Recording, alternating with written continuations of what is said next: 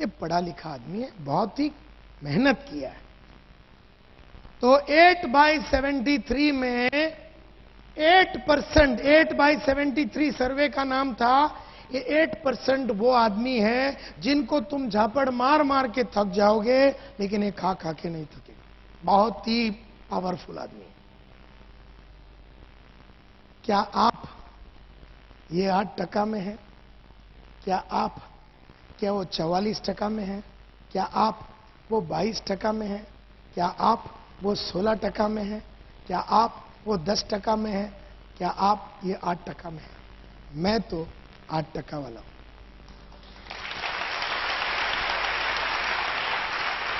जब मैंने अपनी करियर शुरू की थी, मैं भी 44 वाला था। जब मैंने 1985 में यूरेका फोर्ब्स में जब करियर शुरू की थी, तब मैं भी, जब किसी के घर पे दरा good evening sir, my name is Santosh Nair, वो अगर झापड़ मारता था तो मेरे पास जवाब ही नहीं होता था। कोई फोन पे आदमी को मैं बोलता था मैं आपसे मिलना चाहता हूं, उसने कहा कि मैं नहीं मिलना चाहता हूं, तो मैं आगे बात ही नहीं कर सकता था। लेकिन फिर मैंने फोन के ऊपर बहुत बुक्स पढ़ी, सेल्स के ऊपर मैंने बहुत बुक्स पढ़ी, मार्केटिंग के ऊपर बहुत बुक्स पढ़ी, ऑब्जेक्शन हैंडलिंग के ऊपर मैंने बहुत सारे बुक्स पढ़ी। इतना मैंने, मेरे घर में आओ 425 बुक्स है सेल्स के ऊपर, 425 सेल्स का ऊपर बुक है। मेरे घर में आओ 1290 वीडियो और ऑडियो कैसेट्स है मेरे घर में, बड़े बड़े गुरु लोग के जिन्होंने सेल्स में माहिरी हासिल की। मेरे घर में आइए और मेरे पास पूरा भंडार है सेल्स का। मैं ये हूं, और यहां तक आया अपने ऊपर बहुत एफर्ट डाल के, अपने ऊपर बहुत खर्चा करके, अपना रेगुलर सर्विस करके। जैसे हम गाड़ी का सर्विस करते हैं ना, गाड़ी का सर्विस करते हैं, मोटरसाइकिल की सर्विस करते हैं, हर 2000 किलोमीटर में हम सर्विस करते हैं। कार का सर्विस करते हैं 5000 किलोमीटर में। क्यों सर्विस करते हैं? क्यों हम सर्विस करते हैं गाड़ी का?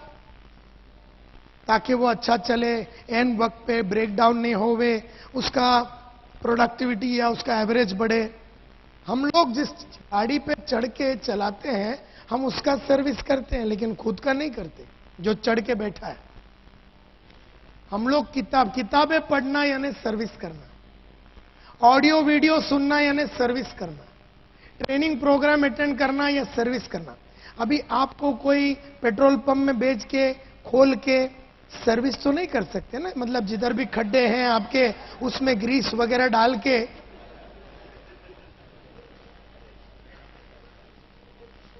तो वो सर्विसिंग नहीं कर सकते हैं, वो तो गाड़ी की होती है। आपका कैसा होता है? Books, audios, videos, seminar, training program, ये आपका सर्विसिंग है। कई लोगों ने ये सर्विसिंग नहीं किया, बोल के वो 44 में है, थोड़ी बहुत सर्विसिंग किया वो 22 में है, जिसने और सर्विसिंग की अपनी वो 16 में है, जिसने और सर्विस की वो 10 में है, जो 24 घंटा सर्विस ही कर रहा है वो 8% है। मैं वो सेल्समैन हूं। और जब तक तुम वो लेवल पे नहीं आओगे, जैसे यहां पर जितने भी लीडर्स हैं, उन्होंने लीडरशिप के ऊपर, मेरा बाहर लीडरशिप के ऊपर कैसेट है, बहुत सारे बुक्स है लीडरशिप के ऊपर। अगर आपने लीडरशिप के ऊपर बुक्स नहीं पढ़ा है, अगर आपने कम्युनिकेशन के ऊपर बुक नहीं पढ़ा है, अच्छी तरीके से अपने ख्याल को कैसे पेश करना है, अपने बदन को कब वापरना है, कहां पर आवाज को उठाना है, कहां गिराना है, कैसे आंखों में देखना है, कैसे लोगों से बात करना है, इसके ऊपर अगर आपने पढ़ाई नहीं की, पब्लिक स्पीकिंग के ऊपर आपने पढ़ाई नहीं की, तो आप खाली चिल्लाते रहेंगे, चिल्लाते रहेंगे। और चिल्लाना मोटिवेशन नहीं होता, डेप्थ चाहिए, पढ़ाई किया हुआ आदमी चाहिए। और पढ़ाई किया हुआ आदमी ये है, इसने बहुत मेहनत की अपने ऊपर। मेरा रिक्वेस्ट आप लोगों से यही है कि अगर जीतना है तो ये कैटेगरी में आइए, ये कैटेगरी।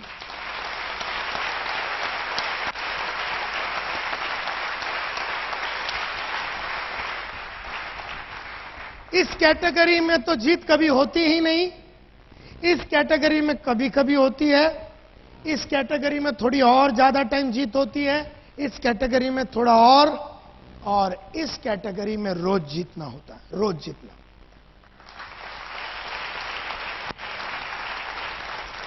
तो 8/73 का 8 तो आपको समझ में आ गया, तो 73 क्या है? 73 क्या है? 8/73 सर्वे में 8% तो आपको समझ में आ गया। ये वो सेल्स के बंदे हैं जिन्होंने अपने आप को इतना मजबूत बनाया है कि किसी भी तरह का आदमी का ऑपोजिशन को और ठुकराहट को ये बहुत ही बढ़िया तरीके से हैंडल कर सकता है। ये तुर्रम खान है, ये AK-47 है, ये लक्ष्मी बम है, ये एकदम तगड़ा आदमी है, इसको हराया नहीं जा सकता। हर दिन बेचता है, हर दिन 1-2 जन को अंदर कर देता है। वो जो 44 वाला ना, महीने भर में 2 को अंदर करता है, मर के वो भी। ये रोज आदमी को अंदर करता है, रोज आदमी को जुड़वाता है। कैपेसिटी है, किसी को भी मिल सकता है, बिंदास है और कोई घबराहट नहीं है इसकी। लेकिन ये ऐसे अपने आप को बना के लिया, ये मां के कोख में बन के आया हुआ आइटम नहीं है, ये बना के लिया है। इसने मार के अपने आप को सर्विस करके बना के लिया। तो 8/73 का 8 तो ये है, तो 73 क्या है? 73 क्या है? 73 क्या है? कोई बता सकता है? बोलिए, गेसवर्क कीजिए, 73 क्या होगा? 8/73 में 8 तो ये हो गया, 73 क्या है? हाँ जी, 73 सेल आउट ऑफ 100। अच्छा, ओके, ये 73 क्या है? 73 फेलियर्स। 73 क्या है? क्या है 73? यस मैडम,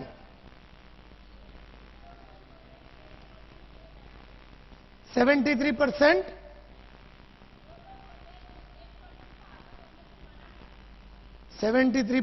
वो लोग होते हैं जो 8% को आगे बढ़ने से मना करते हैं। अच्छा, very close, very close, very close. Yes sir, 73% followers होते हैं ऑफ 8%। 73% साहब बोल रहे हैं वो 8% के फॉलोअर्स है। यस सर, एक सेकंड, एक मिनट। हाँ जी,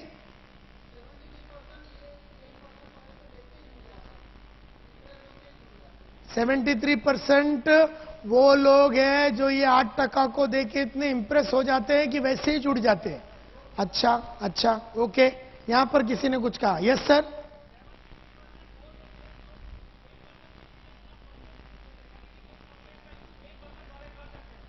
अच्छा। माय डियर फ्रेंड्स, लाइफ का सबसे बड़ा सीक्रेट आज समझ लो। 73% of all genuine customers only buy or allow you to see them after raising a minimum of 4 objections or rejection. यानी खरीदने वाला, जुड़ने वाला, हमारे धंधे में 2 चीज हो सकते हैं, या तो खरीदेगा और फिर खरीद के जुड़ेगा। खरीदने वाला और जुड़ने वाला, खरीदने के पहले और जुड़ने के पहले 4 झापड़ जरूर मारेगा। असली खरीदने वाला आदमी, असली जुड़ने वाला आदमी जुड़ने के पहले और खरीदने के पहले बेचने वाले को बराबर 4 कस के मारता है, और जब बढ़िया जवाब मिलता है चारों का तो वो जुड़ता है।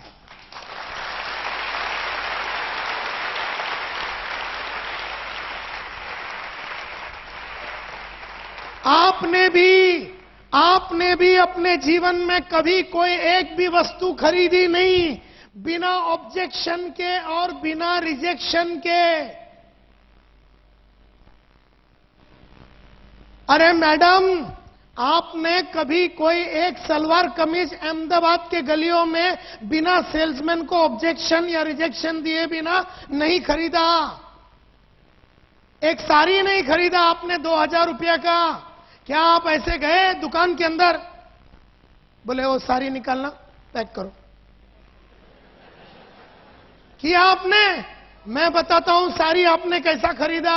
यहां बैठे हुए जितने लेडीज हैं, मेन है, आपको खाली एक एग्जांपल दे रहा हूं। आप गए पानेरी के अंदर, दुकान का नाम है, हाँ दिखाओ, ये दिखाओ, नहीं वो वाला, ये दिखाओ, ये देखो, पूरा शोकेस उतरवा दिया, नंबर 1। फिर नहीं ये बहुत पतला है, नहीं ये बहुत जाड़ा है, इसका तो रंग जाएगा, इसका तो भाव ज्यादा है, ऐसा वैसा।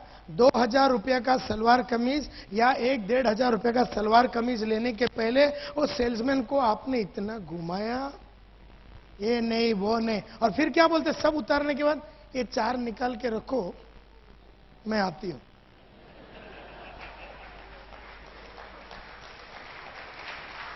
नंबर 1, अरे 2000 तो बहुत ज्यादा बोल दिया। 1 डजन केला खरीदने के पहले आपने वो पंडित तक को छोड़ा नहीं। मैं बताता हूं कितना रुपया इसका, तो वो बोला 20 रुपया। 20 रुपया? हमारा जो सीजी रोड के वो जो साइड में मार्केट है, उसमें यही केला 17 रुपए का मिलता है। वो पंडित बोलता है नहीं मैडम बहुत बाजार गर्म है, ये है वो। अच्छा नहीं ठीक है, देखो बोलो लास्ट में कितने का देगा? वो बोला नहीं मैडम बहुत बाजार टाइट है, 20 में ही दूंगा। देखो हम तो रेगुलर है, रेगुलर कस्टमर है, मैं रोज आती हूं लेने को। पंडित देखता है साला, बोले इसको तो पहली बार देख रहा हूं। अच्छा कितने में देगा लास्ट? वो बोलता नहीं 20 रुपए में दूंगा। फिर आप बोलते हैं पक्का? वो बोलता पक्का। फिर आप चलने को चालू करते। जब आप चलते हैं, ये वो स्पीड नहीं है जो आपका नॉर्मल है, अभी स्लो हो गया। क्यों स्लो हो गया? क्योंकि अभी उम्मीद में है कि पंडित बुलाएगा। हम में से कई बेशरम लोग, पंडित ने नहीं बुलाया तो हम लोग जाएंगे, बुलाया? बोले नहीं बुलाया। अगर बुलाया होता तो कितने में देता?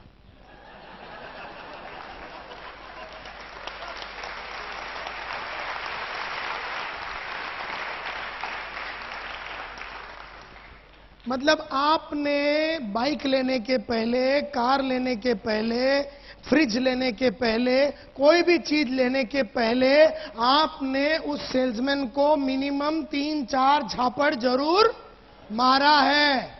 उन सभी सेल्समैनों का आपके ऊपर छाप है जिनको आपने पिछले 30 साल से, 40 साल से बहुत तकलीफ दिया। नेकलेस लेने को गया, कुछ भी लेने को गया, आपने कभी भी आपने ऑब्जेक्शन या रिजेक्शन दिए बिना कभी कोई चीज खरीदा नहीं। तो आपको क्या लगता है कि नेटवर्क मार्केटिंग में या नेटवर्क का कोई प्रोडक्ट खरीदने के पहले आपको ऑब्जेक्शन बिल्कुल नहीं मिलेगा? है? आपको मिलेगा, मिलेगा, मिलेगा। कितना मिलेगा? मिनिमम 4। और अगर बराबर हैंडल किया तो वो आदमी जुट जाएगा या प्रोडक्ट ले लेगा। खरीदने वाला ही ऑब्जेक्शन देता है, ना खरीदने वाला घंटों तक आपके साथ बैठेगा और आपको बोलेगा अच्छा इसमें ये भी मिलता है, ओह बढ़िया, अच्छा इसमें ऐसा भी होता है, सिल्वर ये वो गोल्ड, ओह बढ़िया, और क्या क्या होता है, और इसमें ना ऐसा ट्रिप होता है, जो जीता वही सिकंदर, ये वो, अच्छा ये भी है, थाईलैंड भी जाने को मिलेगा, ये भी मिलेगा, अच्छा बहुत बढ़िया बढ़िया। और अपन उसको एक एक समझाते रहेंगे ये सोच के कि अभी लेगा, अभी लेगा, अभी लेगा। लास्ट में बोलता है सब बढ़िया है, बढ़िया है, एकदम बढ़िया। तो मतलब जुड़ना ही पड़ेगा अपने को, तो 100%। तो कल परसों चेक मैं दे देता हूं। ऐसा आदमी तुमको उसके बाद उसकी लाश तक नहीं मिलेगी।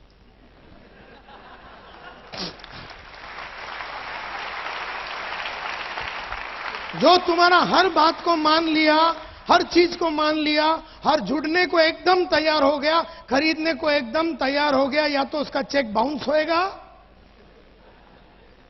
अच्छा तुम तो डीडी लेते हो तो सवाल नहीं उठता, अगर चेक लेते हो तो उसका चेक बाउंस होएगा। जो आदमी एकदम फटाफट सब एग्री करता है वो प्रोस्पेक्ट नहीं है बॉस। जो तुम्हारे को तकलीफ देता है, 1 2 3 झापड़ मारता है, वो देख रहा है कि तुम कितने कमिटेड हो, जानकार हो, कितने गहरे हो। आप में से कोई भी इंसान ने कभी भी कोई चीज बिना रिजेक्शन या ऑब्जेक्शन का कभी खरीदा ही नहीं, कभी नहीं खरीदा। जैसे आपको समझो एक फ्रिज लेने का, सैमसंग का फ्रिज लेने का, 40 लीटर मतलब 440 लीटर का सैमसंग का रेफ्रिजरेटर अगर आपको लेना है, फ्रिज लेना है, तो मैं बताता हूं आप कैसे जाते हैं। पहले तो आप दुकान में जाते हैं, तो वहां पर वीडियोकॉन पड़ा हुआ है, बीपीएल है, एलजी है, और यहां पर आए तो सैमसंग का पूरा रेंज पड़ा हुआ है। आप आ गए वो सामने, तो सामने एक पीछे पीछे आपका एक आ गया वो सेल्समैन। अब वो सेल्समैन जो है 8% वाला है समझो, वो आ गया पीछे पीछे, बोले मैडम क्या चाहिए, सर क्या चाहिए आपको। आप बोलते मेरे को सैमसंग का 440 लीटर का मेरे को रेफ्रिजरेटर लेना है। तो बोलता बढ़िया, देखिए ये सामने जो है वो 440 है, ये 440 लीटर का। तो अभी आप अपना चालू करेंगे। कोटा कितना है आपका? कितना झापड़ का कोटा है? 4। अभी देखो आप डांस चालू करोगे। सुना है तुम्हारा जो सैमसंग है उसका सर्विस बहुत खराब है। तुम्हारा बाप ने भी कभी सुना नहीं, लेकिन तुमने छोड़ दिया। अभी प्रॉब्लम किसका है? सेल्समैन का। तुम्हारे को कुछ नहीं, तुमने एक सुरी छोड़ दिया और बोला हमने सुना है। तुमने कभी सुना ही नहीं, हमने सुना है तुम्हारा सर्विस बहुत खराब है। अब ये जो 8% वाला सेल्समैन है, ये बहुत ही तगड़ा सेल्समैन है, इसने तुम जैसे बहुतों को खेला है। बोलता है देखिए मैडम, आप यही चाहते हैं ना आपको कभी कोई तकलीफ नहीं हो आपके सर्विस में, तो मुझे खुशी है बताते पिछले 4 साल से सैमसंग को इंडिया का नंबर 1 कंज्यूमर सेटिस्फैक्शन में अवार्ड मिला है। अवार्ड मिला 4 साल से कि हम सबसे बढ़िया सर्विस देते हैं। और आपको बिल्कुल चिंता करने की जरूरत नहीं, क्योंकि अभी अहमदाबाद में हमने मोबाइल सर्विस उतार दिया, जिसका मतलब है कि मारुति वैन 4 घंटे के अंदर, आपने फोन किया तो 4 घंटे के अंदर हमने सर्विस नहीं दिया तो सर्विस फ्री। तो आप बोलते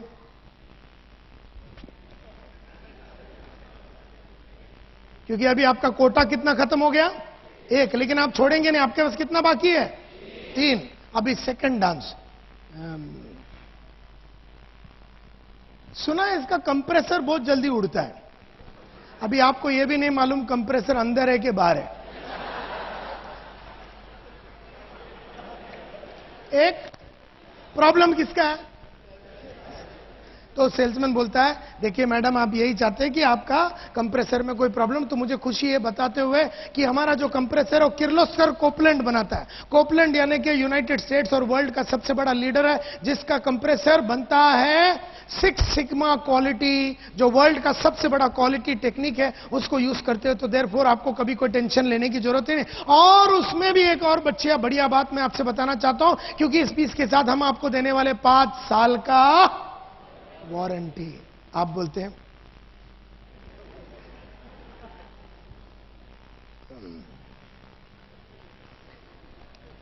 कितने का है? कितने का है? तो बोलता है 42,500। 42,500? ये सेम पीस गांधी इलेक्ट्रॉनिक्स में 40,500 का मिलता है। तो सेल्समैन बोलता है मैडम ये M97 है, वो M87 है, इसमें कैस्टर है, इसमें ये है, इसमें नीचे जमीन पे आप आराम से उसको धक्का मार के लेके जा सकते हैं। आप बोलते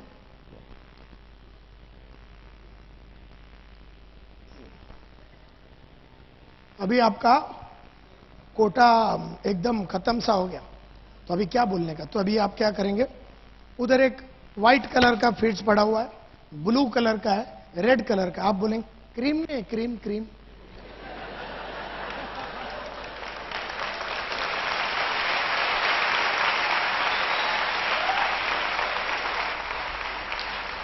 देख रहा है कि क्रीम नहीं है, क्रीम नहीं, क्रीम मतलब वो 4 का कोटा होता है।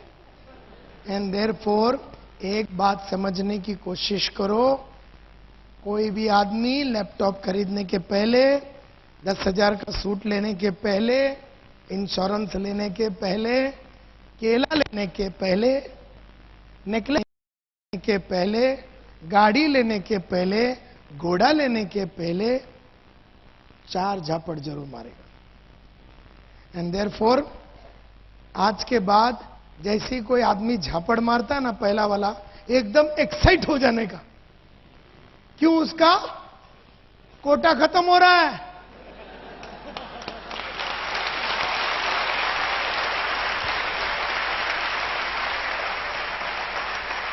वो बोलता है मेरे को, बोलता है आपका प्रेजेंटेशन तो बहुत बढ़िया हुआ, टैगोर हॉल में आपका बढ़िया प्रेजेंटेशन हुआ, लेकिन आई एम नॉट इंटरेस्टेड। तो इसने कोटा का पहला वाला फेंका, एक्साइट हो जाओ, बढ़िया सा जवाब दो, और दूसरा वाला देगा और भी खुश हो जा। सेकंड दिया तो एकदम पागल हो जाने का, थर्ड दिया तो साले को लपक के चुम्मा लगा डालने का।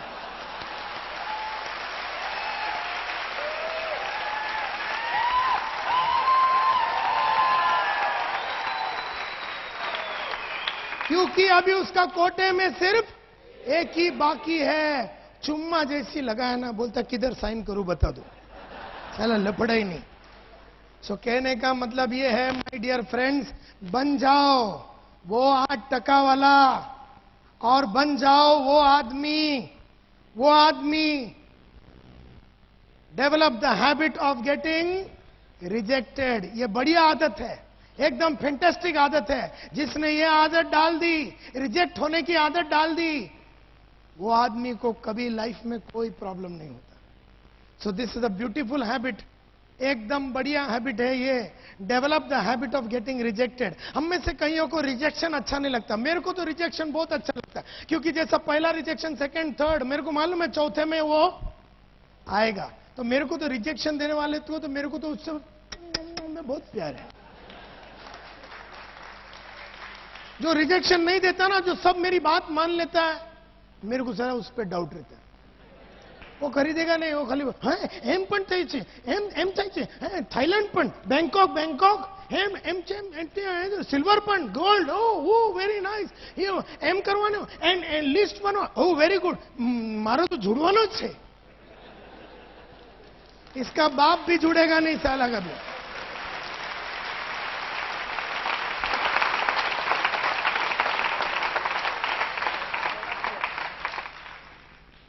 सो कितने आदत हो गए? 2। एक तो पहला प्रोस्पेक्टिंग हैबिट, दूसरा हैबिट था कॉलिंग या इनवाइटिंग हैबिट। तो जब भी किसको इनवाइट करते हो ना, तो बस उसी को ढूंढना जो तुम्हें रिजेक्ट कर रहा है और 4 दे रहा है। 4-5 देगा फिर ले लेता, लेकिन तब तक अपन खड़ा रहना चाहिए। वो 1 दिया तो तू भागना नहीं।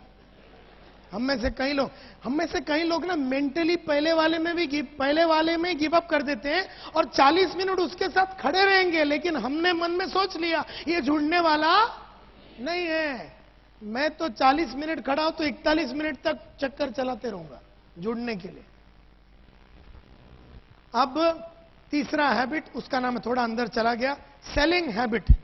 सेलिंग हैबिट में मैं सिर्फ इतना बताना चाहता हूं कि नेटवर्क मार्केटिंग में जब किसी को बेचने को जाते हो, आपकी बेचने की चाहत उसकी ना खरीदने की चाहत से ज्यादा होना चाहिए।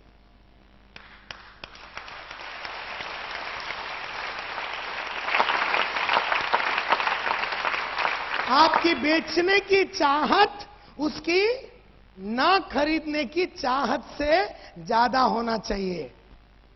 क्योंकि जब आप बेचने को जाओगे तो आपको वो बहुत सारे रीजन देगा कि अभी क्यों नहीं जुड़ेगा, अभी क्यों नहीं खरीदेगा। आप अगर वो 5 रीजन देता है तो आप उसको 6 रीजन दीजिए कि क्यों जुड़ना है और क्यों अभी खरीदना है। तो आपकी बेचने की चाहत उसकी ना खरीदने की चाहत से ज्यादा होना चाहिए। अगर आपने ये आदत नहीं डाली जानबूझ के, अगर ये आदत नहीं डाली, कौन सी आदत? आपकी बेचने की चाहत उसकी ना खरीदने की चाहत से ज्यादा वाली आदत अगर आपने जानबूझ के नहीं डाली, तो अनजाने में कौन सी आदत डाल दोगे? अनजाने में आपको उसकी ना खरीदने की चाहत आपकी बेचने की चाहत से कम हो जाएगी। ये अगर आप डाल दोगे तो प्रॉब्लम हो जाएगा। और जो जीता वही सिकंदर। आप बेचने को जाओगे, क्यों लेना चाहिए, तो वो भी तो बेच रहा है कि मैं क्यों नहीं लूंगा। जब मैं आपको बेचने को आ रहा हूं कोई चीज, तो आप मेरे को, मैं आपको बोल रहा हूं आप इसलिए खरीदो, आप मेरे को बोलेंगे मैं इसलिए खरीदूंगा नहीं, मैं बोलूंगा इसलिए खरीदो, आप बोलेगा इसलिए नहीं खरीदूंगी, मैं बोलता हूं इसके लिए खरीदो, आप बोलेंगे इसलिए नहीं खरीदेंगे, मैं बोलता हूं इसके लिए आप जुड़ो, आप बोलते मैं इसके लिए नहीं जुड़ूंगा। मतलब मेरा आपको समझाने का चाहत आपका ना समझने का चाहत से ज्यादा होना चाहिए। अगर ये आदत नहीं डालोगे, अनजाने में हम घर से ही तैयार होके जाएंगे, कुछ होने वाला तो नहीं है, फिर भी जाके देखते हैं, तो आप तो घर से ही हार के जा रहे हैं। आपको उस आदमी के घर तक जाने की जरूरत ही नहीं है, आप तो ऑलरेडी हार गए और वो तुमको वहां पर 3-4 बातें बोल के और हरा देगा। एंड देयरफॉर सेलिंग हैबिट में हमेशा मैं ये बोलता हूं, unless you have deliberately form the habit of calling on prospect determined to make him, आप उसको समझाओ कि क्यों जुड़ना है, आप उसको बताओ क्या फायदा है। वो आपको बोलेगा फायदा नहीं है। आप उसको बताओ 10 बातें, वो आपको बताएगा 11 बातें, आप उसको बताओ 12वां बातें, वो आपको बताएगा 13वां बातें, आप उसको बताओ 14वां बातें। मतलब आपकी बेचने की चाहत उसकी ना खरीदने की चाहत से ज्यादा होना चाहिए। And that is a habit. अगर ये आदत, ये भी आदत है, ये सब आदत है, ये आदत नहीं डालोगे तो फंस जाओगे। नहीं तो वो आपको समझा देगा कि वो क्यों नहीं खरीदेगा, और आप समझ जाएंगे। और आप समझ गए कि क्यों वो नहीं लेना चाहता, तो कौन हारा, हम हारे, ये समझ लेना।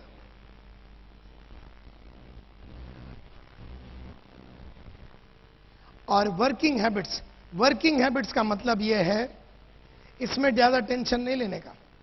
वर्किंग हैबिट का मतलब है, अगर पहली 3 हैबिट्स को अच्छी तरीके से पाल लोगे, अगर पहली 3 हैबिट्स को अच्छी तरीके से पाल लोगे, अगर पहली 3 हैबिट्स कौन से हैबिट,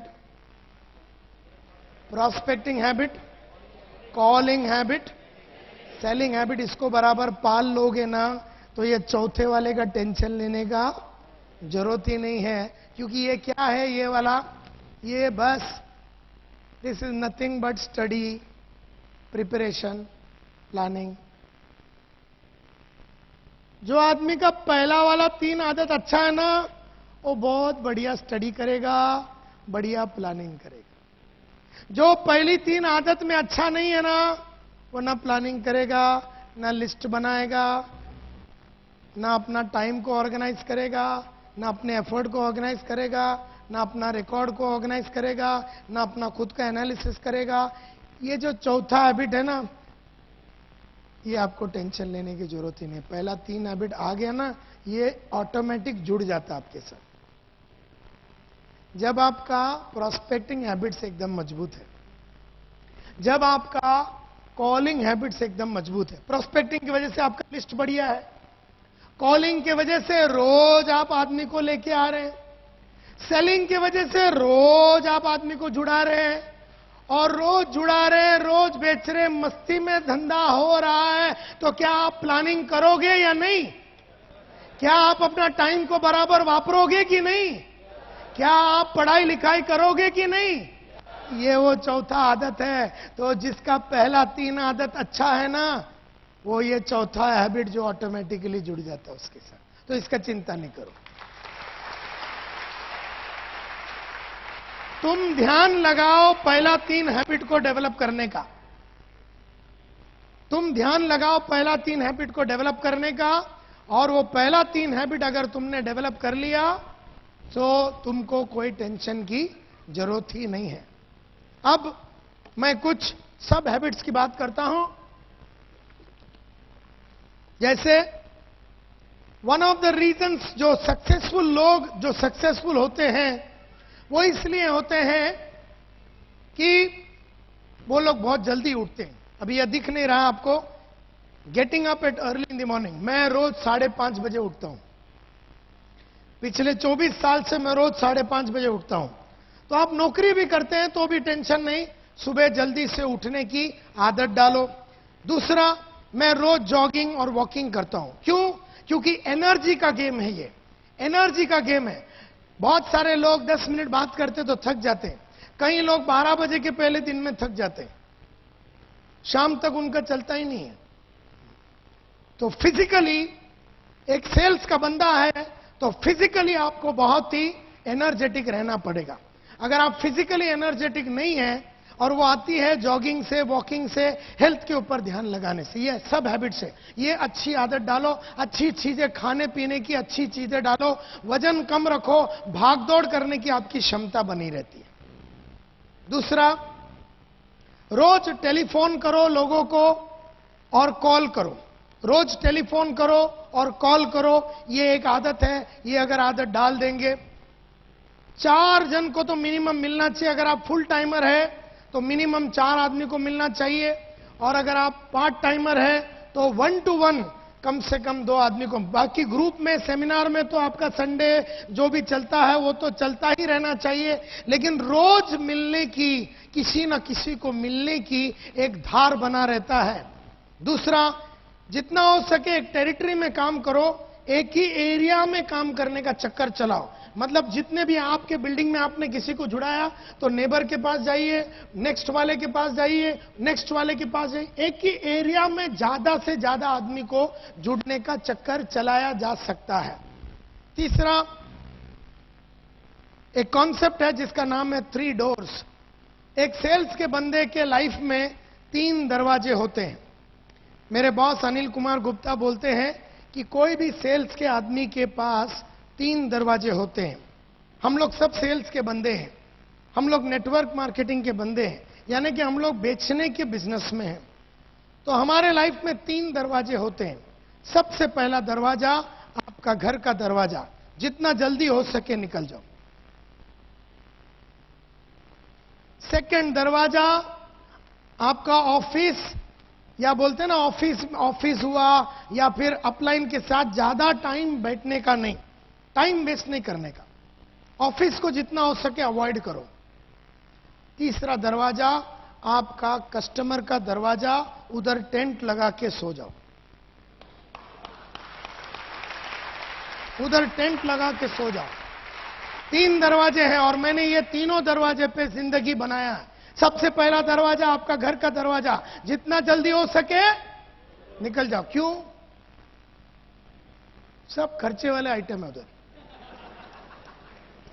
वो बीवी बोलती है मेरे को ये लेके दे, बच्चा बोलते है सब खर्चे वाला आइटम है, और वहां पैसा नहीं है। Second, the door of your office, जितना हो सके। मैं ऑफिस में नहीं जाता था क्योंकि वहां पर ज्यादातर ये जो ज्यादा ऑफिस में बैठ के टाइम वेस्ट करते सब दुखी लोग रहते। और तीसरा दरवाजा कस्टमर का दरवाजा, वहां पर आपको बिजनेस मिलेगा। जिधर कस्टमर है उधर सेल्समैन होना चाहिए। ये आपकी एक आदत होनी चाहिए, और ये बहुत ही इंपॉर्टेंट आदत है। एक आदमी को तो मिनिमम अंदर करने का चक्कर चलाना चाहिए, 1% एटलीस्ट को क्लोज करना चाहिए, क्योंकि आपके सेमिनार तो रेगुलरली होते हैं।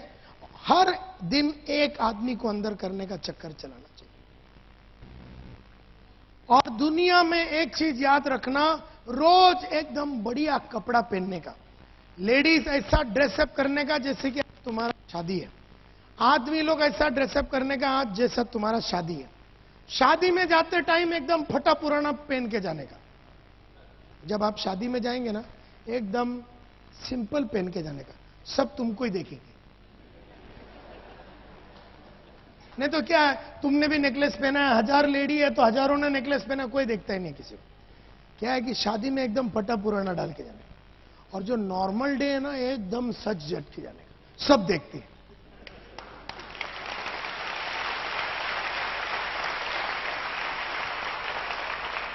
सब देखते हैं, सब तो मेरा ये फॉर्मूला रहा है। जब भी मैं बिजनेस में जाता हूं, I am very well dressed.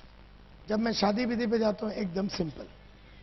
तो बिजनेस में भी लोग अपने को ही देखते हैं, शादी में भी अपने को ही लोग देखते हैं। ये गेम है। दूसरा, जितना हो सके फैमिली को इन्वॉल्व करो। जितना हो सके फैमिली को इन्वॉल्व करो, हस्बैंड वाइफ, अगर बड़े ग्रोन अप बच्चे इन्वॉल्व करो, क्योंकि ये बिजनेस में फैमिली का सपोर्ट बहुत ही इंपॉर्टेंट होता है। मैं तो एक और चीज बोलूंगा आपको कि डेलीगेट कर दो ऐसे हर वो चीज जिसमें पैसा नहीं मिलता ना, तो सब डेलीगेट कर दो, सब डेलीगेट कर दो, दूसरे से कराओ। जैसे मैं ना अपना गाड़ी चलाता हूं, ना मैं ऑफिस में चेकबुक साइन करता हूं, ना कोई चीज खरीदता हूं, ना घर में कोई रिपेयर वर्क ये वो, मैं कोई नॉन रेवेन्यू जनरेटिंग काम नहीं करता। नॉन रेवेन्यू जनरेटिंग काम, मैं सिर्फ रेवेन्यू जनरेशन काम करता हूं। यानी मैं आपके सामने खड़ा हूं तो भी पैसा मिल रहा है। मेरे पहले लोग आ गए, सब सेट हो गया।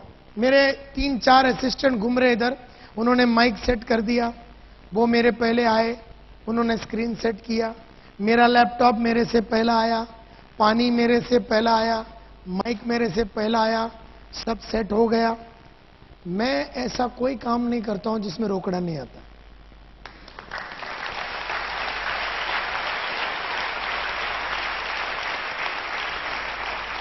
नहीं तो नायर साहब पहले आ रहे हैं, ये तो वही बात हो गई, आशा भोसले आज शाम को यहां गाने वाली है, तो सुबह बेचारी आ गई है हॉल में, पहले तो हॉल साफ कर रही है, बाद में बाथरूम साफ कर रही है, बाद में वो सब इक्विपमेंट वगैरह लगा रही है, माइक टेस्टिंग वगैरह सब खुद कर रही है, उसके बाद बाहर खड़े रह के खुद ही टिकट बेच रही।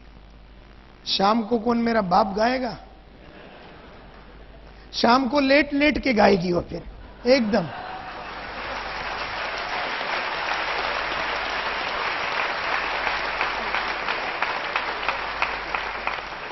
आशा भोसले को पैसा मिलता है गाना गाने के लिए, नायर साहब को पैसा मिलता है गाना गाने के लिए, तुमको पैसा मिलता है गाना गाने के लिए। गाना अच्छा गाओ, दुनिया भर का फालतू चीजें करके थक न जाओ।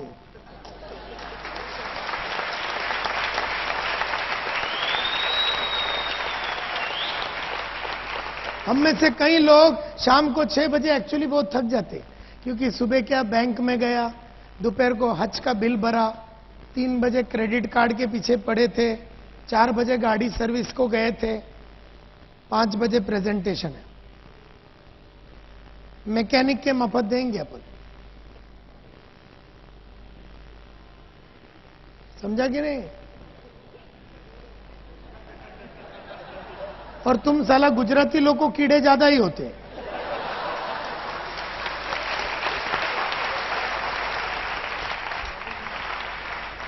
मैं ऐसा कोई काम नहीं करता हूं जिसमें रोकड़ा नहीं आता। अब ये वीडियो वाले, ये जो वीडियो वाले हैं हमारा, आपने मेरे से कभी बात किया ये वीडियो शूटिंग करने का? मैं तो आपका नाम तक नहीं जानता हूं। किसने मेरे कंपनी से बात किया आपसे? मैं नहीं जानता हूं। मेरा टिकट किसने बुक किया? आनंद ठाकर। क्या मेरा इधर आने का पूरा सिलसिले में मैंने कभी तुम्हारे से बात किया कि मैं कौन से फ्लाइट में आऊंगा, कौन से फ्लाइट में जाऊंगा, कौन से होटल में रहूंगा, मेरे को कौन उठाने को आएगा, कौन मेरे को सुलाने को आएगा? मैंने कभी बात किया तुमसे? मेरे को तो तुमने डायरेक्ट इधर ही देखा कि नहीं?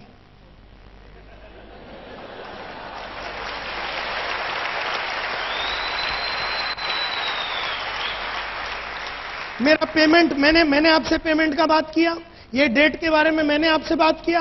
मैं तो खाली रोकड़ा।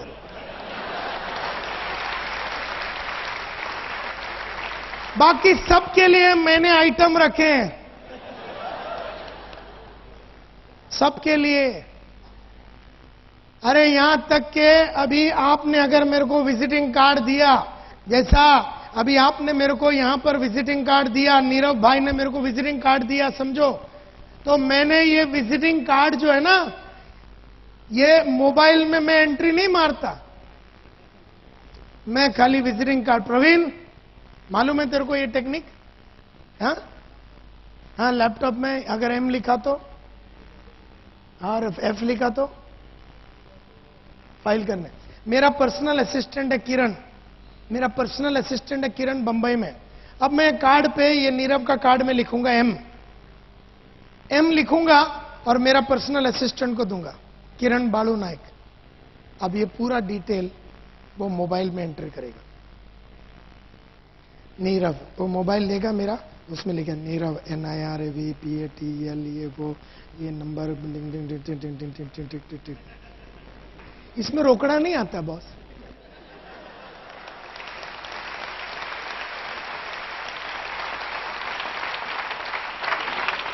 ना मैं डिजिटल में एंट्री मारता हूं, ना मोबाइल में एंट्री मारता हूं, ना गाड़ी सर्विस को लेके जाता हूं, ना घर का पेंटिंग, ना ऑफिस का पेंटिंग, ना कुछ भी नहीं करता मैं। मेरा बस चले तो मैं नंगा होके खड़ा हो जाऊं, कोई मेरे को नहला के देवे तो 2000 उसको भी दूं।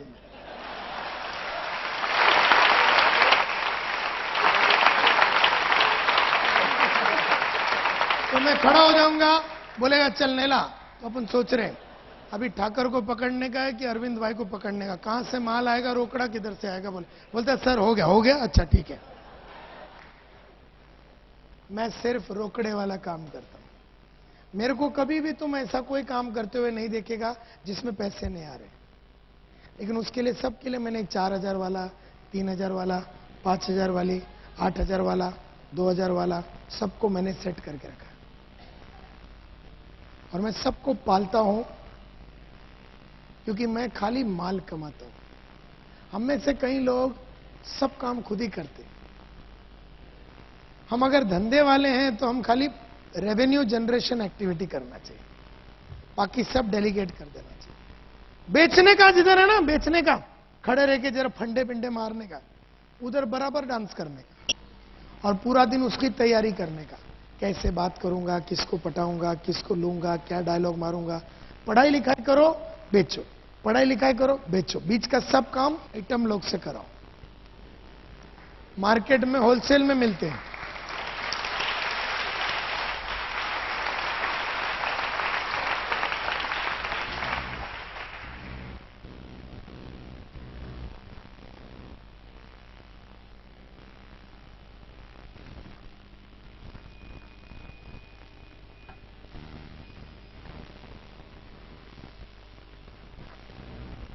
सो मेनी ट्रेनिंग प्रोग्राम्स हुए हैं आपके लाइफ में, बहुत सारे ट्रेनिंग प्रोग्राम हुए, सो मेनी ट्रेनिंग प्रोग्राम्स, बहुत सारे सेमिनार्स हुए, बहुत सारे मोटिवेशनल पेप टॉक हुए।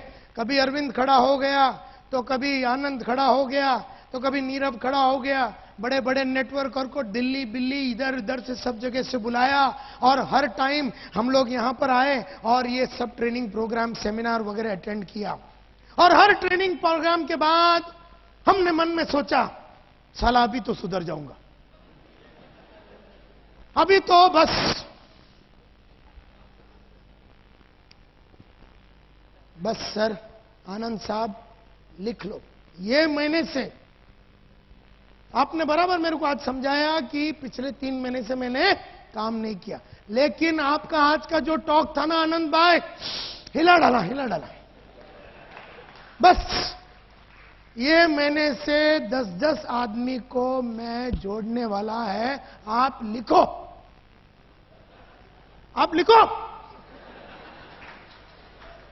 अभी मेरे को आज समझ में आ गया, अभी मैं जिंदगी में पीछे हटने वाला नहीं। 24 घंटे के बाद उसका लास्ट तक अपने को जरने। हर ट्रेनिंग प्रोग्राम में हर आदमी बोलता है कि मैं कुछ करूंगा, मैं कुछ ये करूंगा, मैं ऐसा कर दूंगा, एंड मैं जला दूंगा, हिला दूंगा, ये कर दूंगा, वो कर दूंगा। हर ट्रेनिंग प्रोग्राम के बाद लोग वादे करते हैं। हर प्रोग्राम के बाद अच्छा वादे करते हैं और उनके मन में चाहत भी है इंप्रूव होने का। हर आदमी को चाहत भी है इंप्रूव होने का और वादे भी करते हैं। एंड बहुत सारे रेजोल्यूशंस भी लेते हैं, बस कल से मैं रेगुलरली काम करूंगा। अभी तो आपने मेरे को समझाया ना, तो मैं अभी 6 बजे मैं वो अकाउंटेंट का काम करता हूं, वहां से मैं रोज 9 बजे तक 3 घंटा मैं रोज शाम को काम करूंगा। और बहुत रेजोल्यूशन, बहुत हम प्रण भी लेते हैं कि ये करूंगा, वो करूंगा, लेकिन सो लिटिल अचीवमेंट। वादे करने के बावजूद भी अपने अचीवमेंट्स बहुत कम है। वो क्यों? वो इसलिए क्योंकि वादे करना एक बात है, निभाना अगली बात है। क्या हो गया कि बहुत सारे लोग वादे करते हैं, निभाते नहीं हैं, वादे करते हैं, निभाते नहीं हैं, वादे करते हैं, निभाते नहीं, तो वादे करके ना निभाने की आदत पड़ जाती है। बहुत कम लोग हैं जो वादे करके निभा पाते। देयरफॉर वादे मत करो, और अगर करते हो निभाओ। सो मेनी, हर प्रोग्राम के बाद हर आदमी बोलता है सर मैं सुधरूंगा, मैं इंप्रूव होऊंगा, मैं ऐसा करूंगा, मैं ऐसा करूंगा, मैं जला दूंगा, मैं हिला दूंगा, मैं ऐसा कर दूंगा, मैं बस समझ गया सर, अब तो बस अभी आपको कभी बोलने की जरूरत ही नहीं पड़ेगी सर। 2 दिन में फिर लाइन पे आ जाता है। क्योंकि क्या है, अगर आपने आज वादा किया ना कि मैं फील्ड पे जाऊंगा, तो आज सुबह या आज शाम को आपको जाना है, फिर कल सुबह उठ के फिर वादा आने का, और कल फिर जाना है, और परसों फिर उठना है और वादा करना है और फिर जाना है, और तरसों फिर उठना है और वादा करना है और फिर जाना है, और उसका अगला दिन फिर वादा करना है और फिर एक्चुअली जाना है। देयरफॉर अगर आपने वादे करके अगर गए ने ना बीच में, तो आप सीधा 0 पे आ जाते। And therefore it is said कि बिकॉज एनी रेजोल्यूशन और डिसीजन यू मेक टुडे, आज कोई भी रेजोल्यूशन लोगे, कोई भी डिसीजन लोगे टुडे, कल यही रेजोल्यूशन कि मैं बुक पढ़ूंगा। बुक पढ़ना सिर्फ आज के लिए नहीं है, बुक पढ़ना यानी कि जिंदगी भर पढ़ने की बात करो। मेहनत करूंगा तो खाली आज के लिए नहीं, जिंदगी भर का वादा करना है। ऑडियो वीडियो सुनूंगा नायर साहब, खाली ये महीने में नहीं, मई में, जून में भी सुनना पड़ेगा, जुलाई में भी सुनना पड़ेगा, 2007 में भी सुनना पड़ेगा, 2008 में भी सुनना पड़ेगा, 2009 पे भी सुनना पड़ेगा, 2010 के लिए भी सुनना। मैंने पढ़ने की आदत, रोज 1 घंटा पढ़ने की आदत 1985 में डाली, आज 2007 हो गया, 22.5 साल से रोज पढ़ता हूं। तो खाली वादे 85 में किया था पढ़ने का और 86 में तोड़ दिया, ऐसा नहीं होता। कोई भी चीज अगर आपको करना है तो जीवन भर करना है। कॉल भी आपको रोज करना है। कई लोग क्या हो जाते हैं, थोड़ा गोल्ड हो गया, थोड़ा सिल्वर हो गया, गोल्ड हो गया, थोड़ा डाई वो मतलब क्या बोलते हैं पर्ल हो गया, तो फिर बोले अपड़ो तो थई गयो,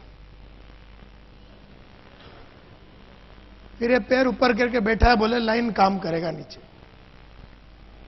वो आदमी का धार चला जाता है, वो आदमी का धार चला जाता है। जिस चीज ने तुम्हें सक्सेसफुल बनाया है उस चीज को तुम्हें रेगुलरली करते ही रहना है।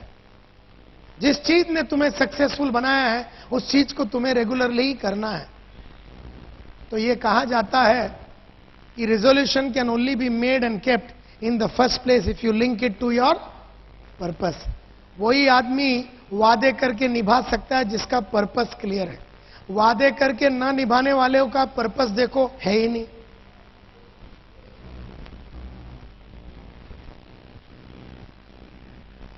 Purpose must B big. Purpose बड़ा होना चाहिए, पर्पस छोटा नहीं होना चाहिए। पर्पस सेंटिमेंटल होना चाहिए, पर्पस इमोशनल होना चाहिए, यानी कि दिल की बात होनी चाहिए।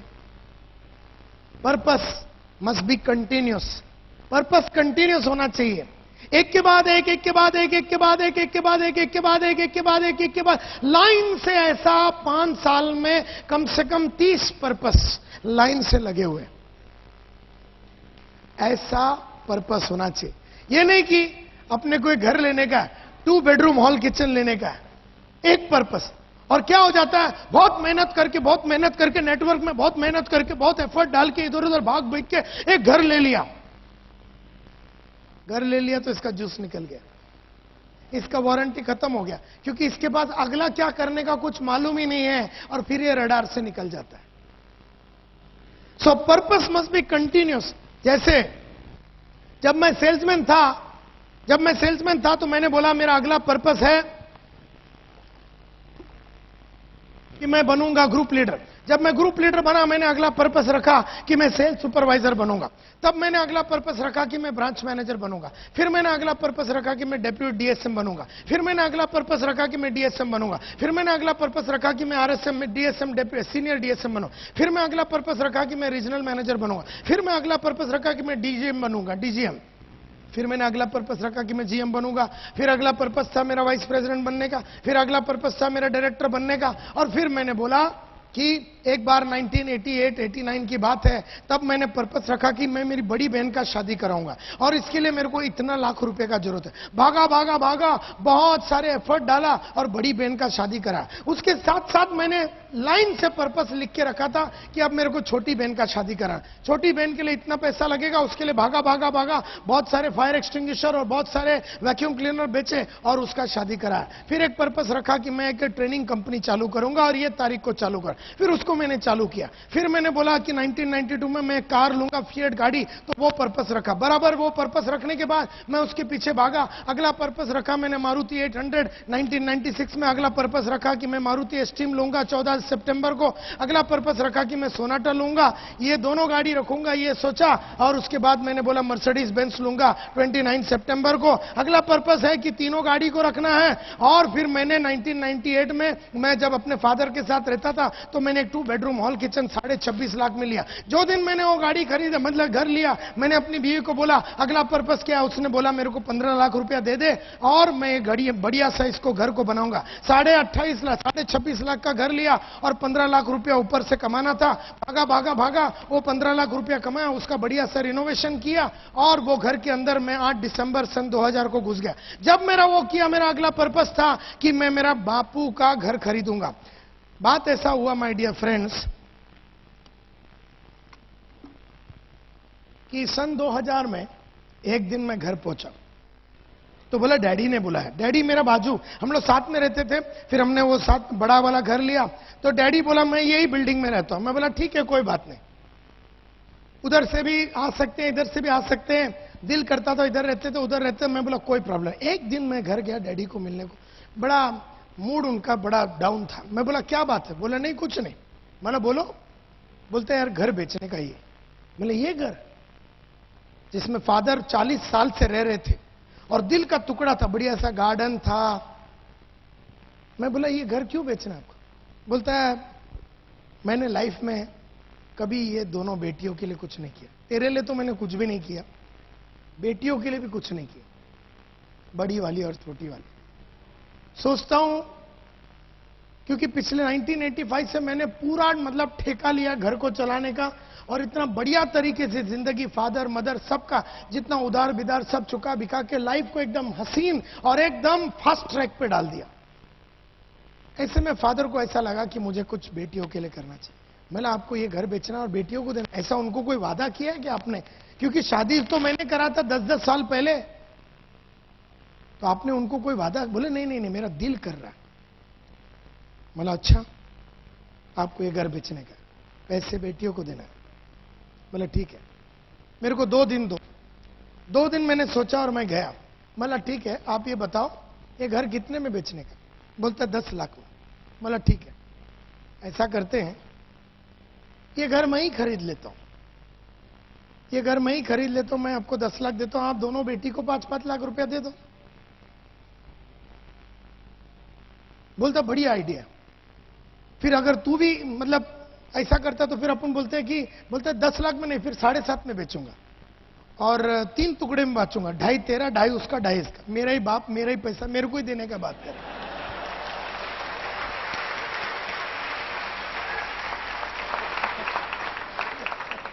मैं बोला ठीक है, तो 7.5 में आप मेरे को बेचो, तो यानी कि 2.5 लाख मेरे को बड़ी और छोटी को देना है, बराबर? बोले ठीक है। और मैंने थोड़े दिन में काम करके पैसे कमा के 10-15 दिन में मैंने पैसे कमाए और फादर को जाके मैंने 5 लाख दिया, जो उन्होंने बड़ी बहन को दे दिया और छोटी बहन को दे दिया। घर अभी भी उनके नाम पे है। अगर कल मेरा बापू बोलता है ना मेरे को ये घर बेचने का, मैं फिर खरीदेगा और फिर उनके नाम पे रखेगा। और परसों अगर उसको वापिस बेचने का, मैं फिर अपने बाप के लिए इतना नहीं किया तो साला अपन लोग घूम के क्या फायदा।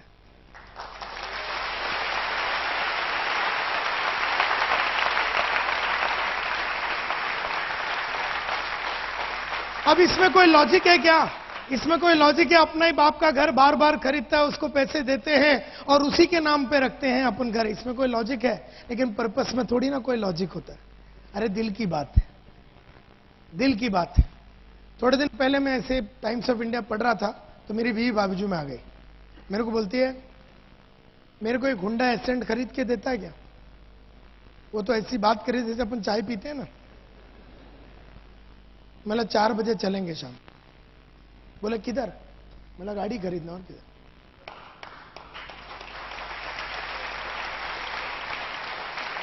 अरे अगर उसको दिल किया 10 बजे तो शाम को 4 बजे डिलीवरी होना चाहिए, नहीं तो अपन साला मर्द बन के काय को घूम रहा है? यानी अपने बीवी और बच्चों का सपनों को पूरा करने का ताकत रखना चाहिए। फिर मैंने बोला अभी मैं एक ऑफिस खरीदूंगा, ताबड़तोड़ मैंने एक ऑफिस खरीदा, 26.5 लाख रुपए का। फिर मैंने बोला इसके ऊपर मैं 10 लाख रुपया खर्चा करूंगा और ये तारीख को मैं इनॉग्रेट करूंगा। फिर मैंने अभी मैंने एक ऑफिस का, मैंने बहुत टाइम पहले सोचा था कि ये तारीख को 30 मई के पहले, मैं 30 मई को मैं अपना एक नया ऑफिस खरीदूंगा। काफी दिन पहले ही मैंने वो ऑफिस 60 लाख रुपए में खरीद लिया, अभी रिनोवेशन चालू है। फिर मैंने बोला कि मैं खुद तो वर्ल्ड में पूरा ट्रैवल किया है, लेकिन अभी वर्ल्ड में सबको लेके घूमने, वो सब तारीख तय हो गया है। और उसके बाद मैं जब एक जमाने में मेरा इंश्योरेंस सिर्फ 25,000 रुपए का था, 1997 में मैंने पर्पस रखा कि 4 करोड़ रुपए के लिए मैं अपने आप को इंश्योर करूंगा। तो आने वाला 4 साल में भागा और वो अभी मेरा 4 करोड़ रुपए का इंश्योरेंस है। फिर मैंने बोला 5 लाख रुपए मुझे दिन में कमाना है एक दिन। फिर मैं भागा, वो पर्पस पूरा किया। फिर मेरे को रिटायरमेंट के दिन 5 करोड़ रुपया कैश में चाहिए, और वो कैश का बंदोबस्त करने के लिए मैं हर महीना 1 लाख रुपया सिस्टमैटिक इन्वेस्टमेंट प्लान में डालता हूं। अगले साल से 2 लाख रुपया डालूंगा, उसके अगले साल से हर महीना 3 लाख, उसके अगले साल से 4 लाख, उसके अगले साल से हर महीने में 5 लाख रुपया मैं डालूंगा। इस तरह से 1.8 करोड़ पूरा कैलकुलेशन किया हुआ है। फिर मैंने रहेजा क्लासिक क्लब में 3 लाख रुपया देके मेंबरशिप लिया, ये मेरा अगला पर्पस था। उसके बाद अभी मेरे को ये नेशनल कंपनी बनाना है, अपनी कंपनी को पूरी इंडिया में सब जगह पे फैलाना है, और फिर उसके बाद इसको इंटरनेशनल कंपनी करना है, ये अगला पर्पस है। उसके बाद मुझे एक फार्म हाउस लेना है। उसके बाद मेरे को स्मार्ट सेल्समैन क्लब बोल के एक सेल्समैन लोग के लिए क्लब चालू करना है। उसके बाद अभी मैंने एक 4 बेडरूम हॉल किचन खरीदा, ये मैंने बाद में लिखा। और उसके बाद इस तरह से पर्पस एक के बाद एक के बाद एक के बाद एक के बाद एक के बाद एक के बाद ऐसा लाइन से। और अगर आप देखेंगे 97 में बहुत कुछ हुआ, 98 में बहुत कुछ हुआ, 99 में बहुत कुछ किया, 2000 में बहुत कुछ, 2001, 2003, हर साल में कुछ ना कुछ बड़ा हो रहा है। एक ऑफिस आ रहा है, घर आ रहा है, कार आ रहा है, ये आ रहा है, वो आ रहा है। रुका नहीं, थका नहीं, ठहरा नहीं, बिल्कुल बैठा ही नहीं। You see my dear friend, the things I give to my father, my mother, जो चीजें मैं अपने मां बाप को देता, मेरे फादर ने मन में सोचा मैं विदिन 1 आवर डिलीवरी कर देता हूं। 1 आवर। बोले यार मेरे को ये चाहिए।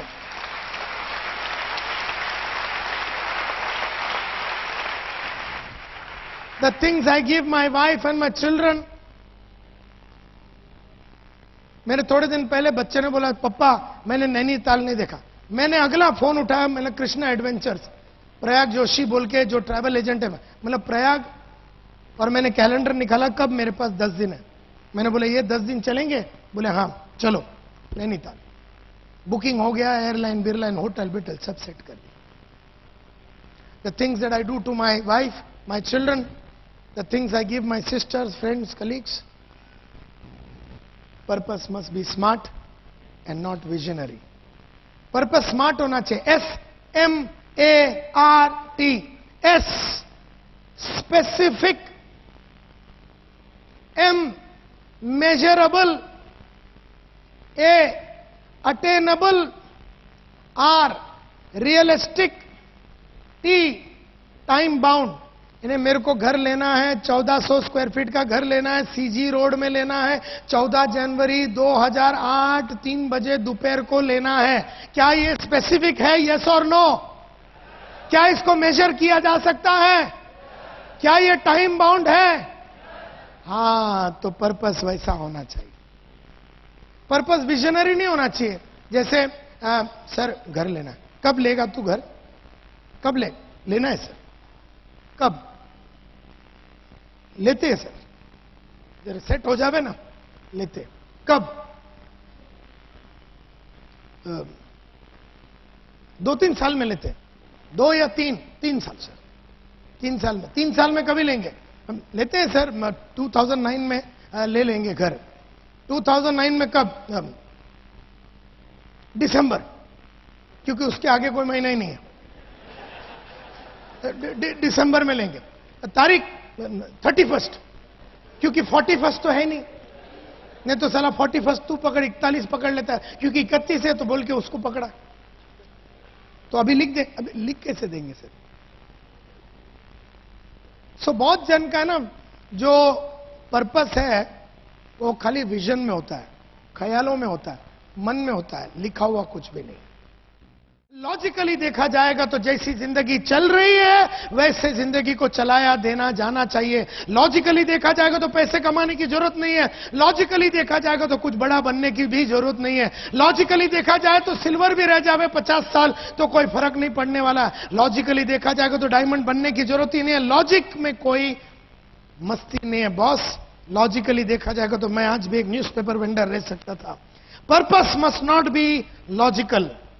पर्पस लॉजिकल नहीं होना चाहिए, क्योंकि there is no inspiration in logic. Logic में कोई इंस्पिरेशन नहीं है, because there is no courage in logic. Logic में कोई करेज नहीं, अपने काबिलियत का एक्सप्लॉइटेशन नहीं होता।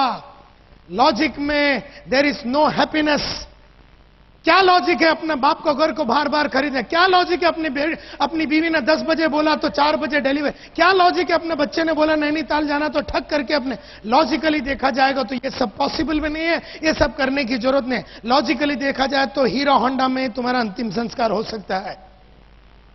लॉजिकली देखा जाएगा तो अगला गाड़ी लेने की कोई जरूरत नहीं। लेकिन फिर लॉजिक में अपने ताकत का इस्तेमाल भी तो नहीं होता है, अपने में कैपेसिटी है इसका मालूमात भी तो नहीं होता। सिर्फ लॉजिक में सेटिस्फैक्शन होता है। There is only satisfaction in logic. मेरे को एक ही लॉजिक समझ में आया है लाइफ में। मैं लास्ट में इतना ही बोल के कंक्लूड करना चाहता हूं कि मेरे को एक ही लॉजिक समझ में आया। The only logic that I have understood is that the more I do for my wife, the more I do for my sister, the more I do for my father, the more I do for my mother, the more I do for my staff, the more I do for my business partner, the more I do for my upline, the more I do for all of them, the more I do for myself. जितना मैं औरों के लिए करता हूं उसमें तो अपना हो ही जाता। अपनी बीवी का गाड़ी खरीद के देने के चक्कर में मेरा मर्सिडीज तो आ ही जाता है। अपने बाप का सुकून देने के चक्कर में मेरा ऑफिस तो आ जाता है। अपने डाउनलाइन और अपने बिजनेस पार्टनर्स, अपने साथ जो जुड़े हुए बिजनेस पार्टनर्स के लाइफ को बनाने में अपना लाइफ तो ऑटोमेटिकली बन जाता है। अपने अपलाइन के लाइफ को बनाने के चक्कर में अपना लाइफ तो बन जाता है। अपना बाप का और बीवी का और बच्चों का, स्टाफ का और अपने साथ जुड़े हुए स्टाफ का और लोगों के साथ उनका लाइफ को बढ़िया बनाने के चक्कर में अपना लाइफ तो बढ़िया बन ही जाता है।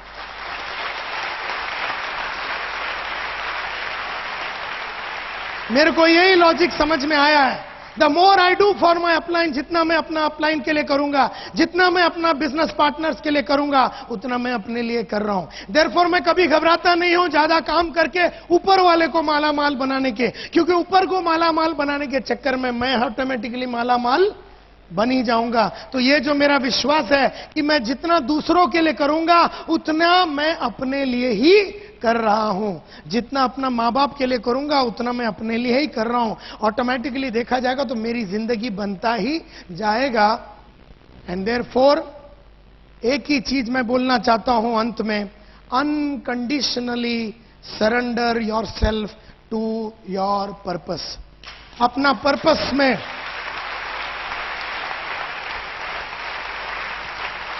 अनकंडीशनली अपने पर्पस को सरेंडर कर दो।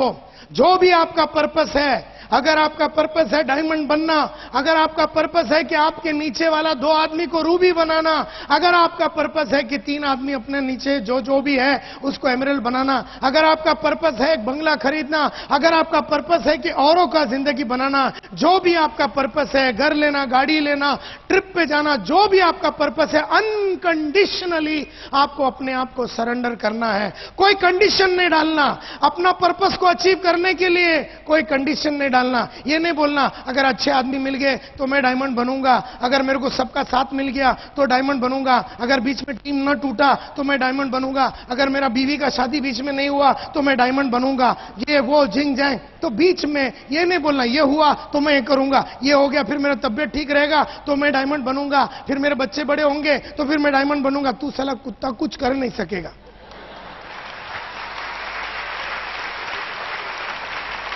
क्योंकि करने के पहले ही तूने इतना कंडीशन डाल दिया कि ये होगा तो मैं करूंगा, ये हुआ तो मैं करूंगा, ये नहीं हुआ तो नहीं करूंगा, ये हुआ तो ये। तूने इतना कंडीशन डाला, तेरे को कुछ करने की जरूरत ही नहीं, क्योंकि कुछ होने वाला है ही नहीं, होने वाला ही नहीं है। ये तो वही बात हो कि महात्मा गांधी फ्रीडम फाइट के टाइम पे कंडीशन डालता है। जरा ध्यान से सुनो, गांधी जी का पर्पस क्या था? गांधी जी का पर्पस क्या था? एक ही लक्ष्य था, एक ही पर्पस था, क्या? फ्रीडम, आजादी।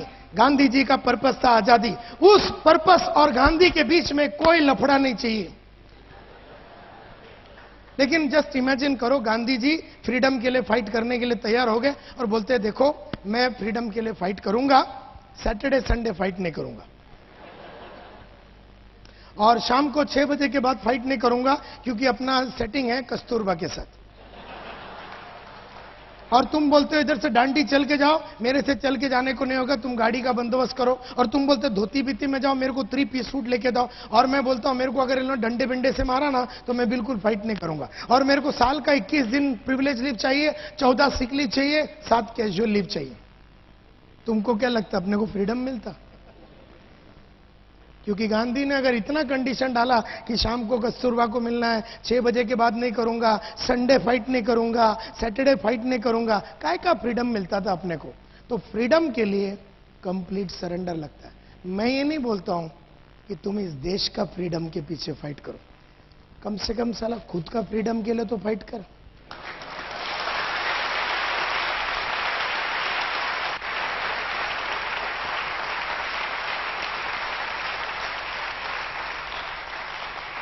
गांधी गधा आदमी था, उसने दूसरे का फाइट किया। मैं बोलता हूं तू तो अक्ल वाला है ना,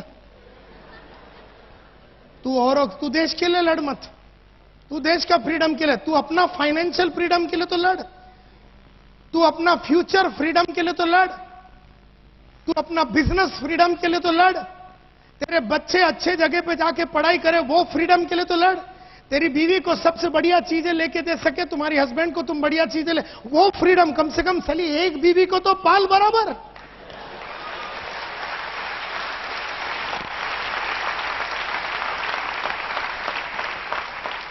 अरे एक को तो पेरिस दिखा, अरे एक को तो सिंगापुर दिखा, अरे एक को तो एक गाड़ी लेके दे। अपने बच्चों के लिए तो कर, औरों का तू छोड़ दे, अभी टेंशन मत ले, कम से कम अपना फ्रीडम के तो लड़। So unconditionally surrender yourself to your purpose. Unconditional, कोई कंडीशन मत डालो। धूप रहेगा तो मैं काम नहीं करूंगा, ठंडी रहेगा तो ये होएगा, बाढ़ आया तो नहीं करूंगा, ये ट्रेन चालू नहीं है तो मैं करूंगा नहीं, बस चालू नहीं है तो मैं करूंगा नहीं, विरार से बंबई में वो अभी ब्लॉक चालू है रेलवे तो मैं लेट आऊंगा। Don't put any conditions, don't put any conditions. कोई भी जो टारगेट है, कोई भी जो लक्ष्य है, कोई भी जो आपका पर्पस है, उसके और आपके बीच में किसी तरह का कंडीशन नहीं चलेगा। जब आपने कंडीशन के बिना अपने आप को सरेंडर कर दिया जैसे गांधी जी ने किया, तो आपका जीवन का फ्रीडम आपको नजर आने को चालू हो जाएगा। और ये सब चीज करने के लिए एक स्पिरिट ऑफ ए फाइटर लगता है। आपके अंदर वो फाइटर है। आप यहां पर बैठे हुए 1200 लोगों के अंदर वो फाइटर का स्पिरिट है। हर इंसान को भगवान ने बनाया था लड़ने के लिए और जीतने के लिए। आदमी ने अपने आप को निकम्मा बना दिया कंडीशन डाल डाल के। अपने अंदर वो स्पिरिट है। यहां बैठा हुआ हर आदमी डायमंड बन सकता है। यहां बैठा हुआ हर इंसान महीने का 2 से 3 लाख रुपया कमा सकता है। यहां बैठा हुआ हर इंसान की बीवी को सब कुछ अचीवमेंट हो सकता है। यहां बैठा हुआ हर इंसान का बच्चे सबसे बढ़िया कॉलेज और स्कूल में जा सकता है। यहां बैठा हुआ हर इंसान हर वो सपना, हर वो चाहत को पूरा कर सकता है जो उसके दिमाग में और दिल में आवे। यहां बैठा हुआ हर इंसान के अंदर एक फाइटर का स्पिरिट है। जावेद अख्तर का रोटोमैक पेन का एड मेरे को याद आता है। जब उसने, वो पेन का नाम था फाइटर, जब जावेद अख्तर ने यह कहा था कि फाइटर हमेशा जीतता है। जिंदगी है तो ख्वाब है तो मंजिलें हैं, मंजिलें हैं तो फासले हैं, फासले हैं तो रास्ते हैं, रास्ते हैं तो मुश्किलें हैं, मुश्किलें हैं तो हौसला है, हौसला है तो विश्वास है कि फाइटर हमेशा जीतता है, हमेशा जीतता है।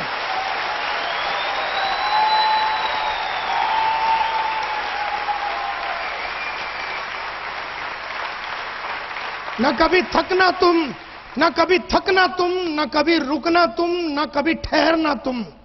कभी नहीं थकना, कभी नहीं रुकना, ना फिजिकली, ना इमोशनली, ना साइकोलॉजिकली, ना स्पिरिचुअली, ना इमोशनली, कभी थकना नहीं। अपने आप के अंदर इस तरह का जुनून और आग भरो, क्योंकि आग कभी ऊपर के तरफ ही जलती है। कभी आग को देखा है नीचे की तरफ जलते हुए? कुछ भी डालो वो ऊपर ही जाती है। उसमें केरोसिन डालो तो ऊपर जाती है। अपने आप को ऐसा बना दो कि अपना अंदर जितना नॉलेज हो सके भर डालो, जितनी अच्छी काबिलियतें हो वे भर डालो, जितनी अच्छी अच्छी आदतें सब भर डालो। जितनी अच्छी चीजें भरोगे वैसा आप आग में तकते रहोगे। और आग ही आग में जब आदमी तकता है और जब तब के वो बड़ा इंसान बनता है, तभी वो एक रोल मॉडल बनता है। उसको देख के दूसरे उसके माफत बनने की चाहत को पैदा करता है। आपको मिलने के बाद लोगों के मन में इस तरह का विश्वास आना है कि मुझे इस इंसान के माफत बनना है, और आप लोग सब कर सकते हैं, ऐसा मेरा 100% विश्वास है। Thank you very much.